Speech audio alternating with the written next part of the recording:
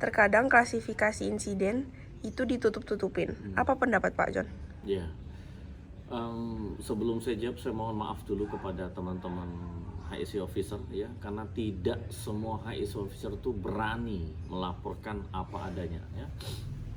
Contoh, apabila suatu insiden terjadi dan mengakibatkan pekerja itu cederanya itu dijahit, misalnya. Kalau menurut standar OSHA itu klasifikasinya masuk dalam MTC. Okay. Nah,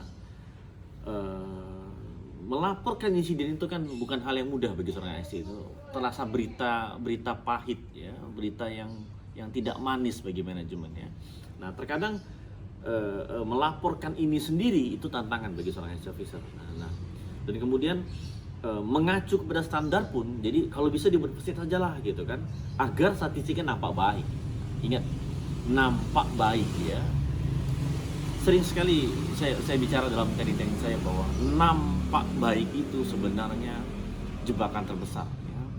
Jika kita melaporkan insiden itu apa adanya, jujur bahwa luka kejadian itu memang harus masuk MTC, ya laporkan. Mohon maaf manajemen, ini kita ada insiden yang sudah masuk recordable, cukup serius, sudah masuk MTC, teman pekerja kita dijahit ya. Nah, dengan melaporkan apa adanya ini, ingat kualitasnya, maka kualitas dari corrective action kita tuh akan betul-betul besar. Perubahannya tuh akan besar agar tidak insiden ini terjadi lagi. Itu besar, langkah itu bukan langkah besar langkahnya nanti. Nah, ini kita butuhkan.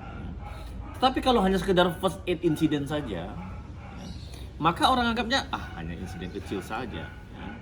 Ingat, kalau kita punya mindset bahwa ada continuous improvement ya, dan sesuatu yang di hadapan kita itu adalah tantangan kita untuk berkembang, kita tuh dapat insiden itu adalah proses kita, bahwa kita dalam proses untuk berkembang, maka harus berani laporkan apa adanya. Ingat, kejujuran itu jauh lebih baik walaupun itu pahit ya. Jangan ragu dengan itu, laporkan apa adanya. Ingat, kalau kita melaporkan apa adanya, maka perbaikan langkahnya besar. Sekecil kemungkinan itu terjadi lagi. Kalau kita laporkan, ya udahlah state saja ya kasus tadi ya. Langkahnya insidennya kecil, nanti terjadi lagi.